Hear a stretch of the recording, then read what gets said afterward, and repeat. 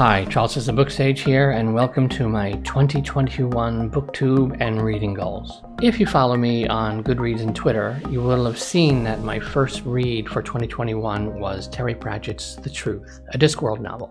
Discworld is one of the things I'm going to be exploring in 2021, and it's the one thing on my main list that I did not pre-plan. Discworld has always been there, it's been sitting out there, and it's something I knew I'd get to. But if you saw my last video, you'll see that I was watching One Book, One Review, her channel, and she did a book review on The Truth. And that prompted me, okay, you know what, it's finally time. Let me start the year off with Pratchett and Discworld. Absolutely loved it. Gave it 4 stars. And so scattered throughout 2021 will be some Discworld reads. No set schedule. I'm not building a schedule for it. It's just whenever I'm in the mood takes me, I'm going to pick up a Discworld novel and read it. So I imagine by the end of the year, wouldn't surprise me if I end up doing one a month, one every other month. So that's kind of an unexpected, unplanned goal of mine now that now is part of 2021 reading. The main reading of focus, of course, will continue to be the 4 long speculative fiction series I'm reading, which is Malazan, which is the Book of the Fallen main series and the companion series kind of combined. David Weber's Honor Harrington, and I just posted a link to it up here, my first impressions of the Honor Harrington series. I have a newer video series. I have it for Vorkosigan Saga and for Honor Harrington, which brings me to Vorkosigan Saga by Lois McMaster Bujold. I'm continuing through that, and The Dresden Files by Jim Butcher. Now, either Vorkosigan or Dresden, one of those two, I am going to definitely finish by the end of June. And the other one I'll probably finish by the end of the year. I would definitely want to finish 2 of these 4 by the end of 2021, but one of them definitely by June. Because for the second half of the year, starting in July, I finally begin my journey through Brandon Sanderson's Cosmere.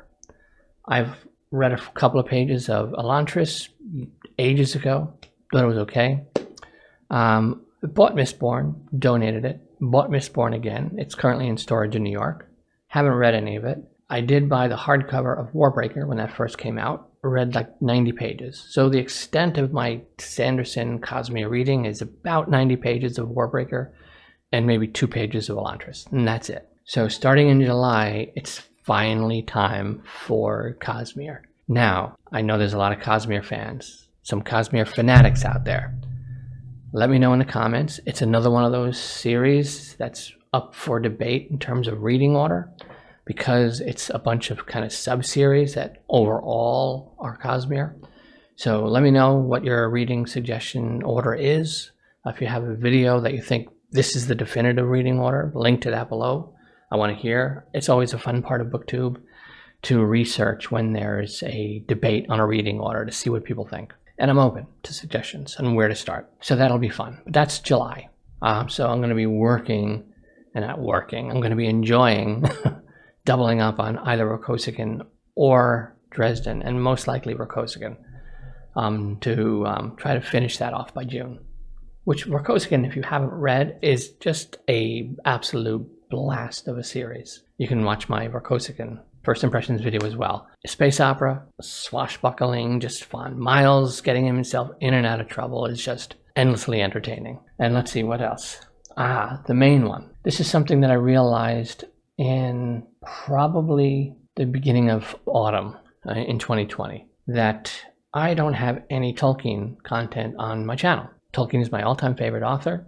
Hands down, no one else comes close. I grew up on that. My introduction to adult literature, if you will, was Tolkien. My Uncle Barry brought The Hobbit and Lord of the Rings, early 70s, gave it to my older brother.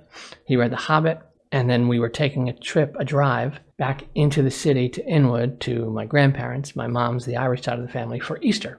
Massive snowstorm where we still had to go. So me and my older brother, we piled into the back of the station wagon and off we went. And he was reading The Fellowship of the Ring. He took it to start it in the car. And I remember him reading aloud the 111st birthday of Bilbo Baggins. And that stuck with me, and it's like, I have to read this. And again, I was a kid. I wasn't even 10 years old, I don't think. Somewhere around there, probably 8. Can't remember the exact year, but it was pretty early on. So I can't remember if I read his copy or if my parents just bought me my own copy. But I read it, and I've reread it countless times. It's my all-time favorite. And I've read The Silmarillion when it came out, and then I have the whole Histories of Middle-earth, the 12-volume series.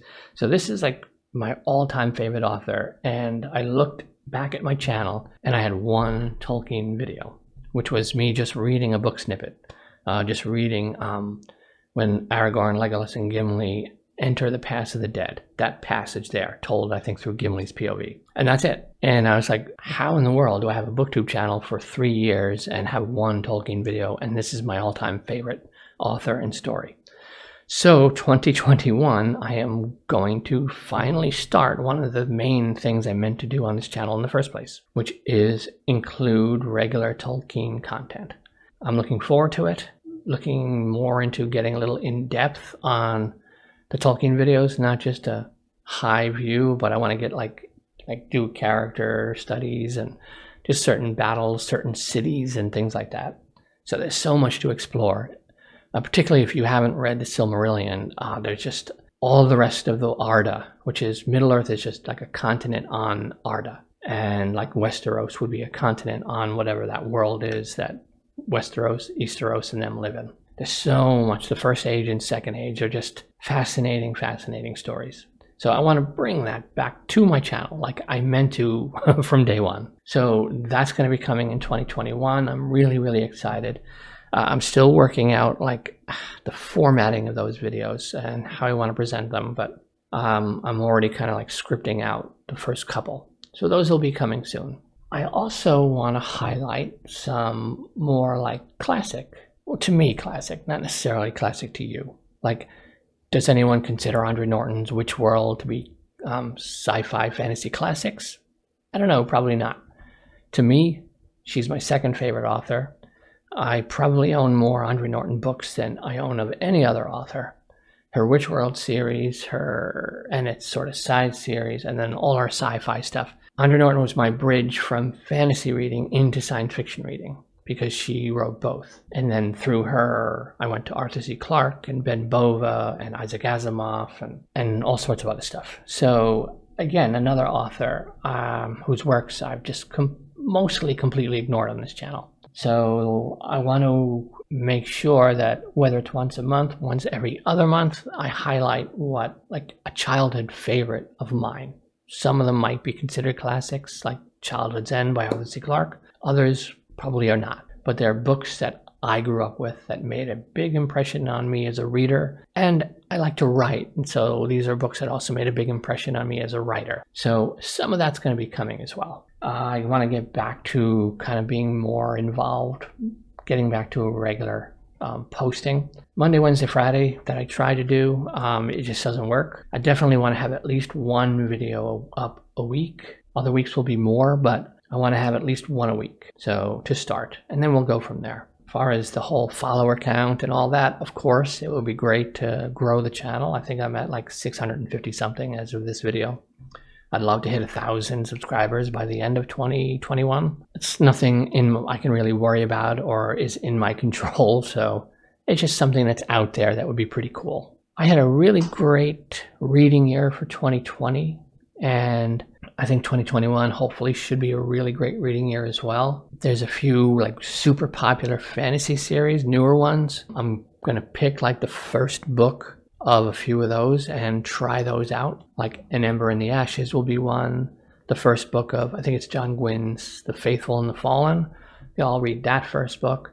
And a couple of others that I want to just do like maybe I might spend a month doing first book month to just try out some of these like super, super popular series to see if any of them really connect with me. But Ember in the Ashes is the one I'm most kind of looking forward to, because I don't know anyone yet who doesn't like that series. And for some people, it's among their favorites. So that's definitely one. Other than that, just there's technical, like behind the scenes stuff that I need to figure out. I'm just looking at the time. I got like 2.5 minutes left before the camera dies. Technical stuff for anyone who's interested. I'm filming on a Fuji X-T1. I use the lower end kit lens, the XC 15-45 f3.5 to 5.6. This is a fine lens for daylight coming in the window. It's a horrible, horrible lens for artificial like lamps and stuff at night. I really have to figure out proper like YouTube lighting so I can film in the evening, because my time to film during the day is extremely limited, and especially with winter. By the time I'm done with work, there's no more daylight, and so I got to solve my lighting issue. So for the technical YouTuber, booktubers out there, how do you light your videos so that you can film at night? I'm probably going to get a second lens, much more wide open than this 3.5 lens, to film in the evening, because it's not a good low light lens at all. It's not meant for it. If you have like those like LED panel things that are good for like right behind your desk pointing at you that you can keep in place, let me know, because that's my biggest like challenge right now from a technical filming standpoint, because I want to have regular content, and if I can't film in the evening, it's going to really be difficult to do that. That aside, that's my general 2021 booktube goals and reading goals. Looking forward to this year, especially in the booktube community. I will wrap it up here. I am Charles of SirBookSage. As there's 38 seconds to go, I am Charles of SirBookSage. Happy reading.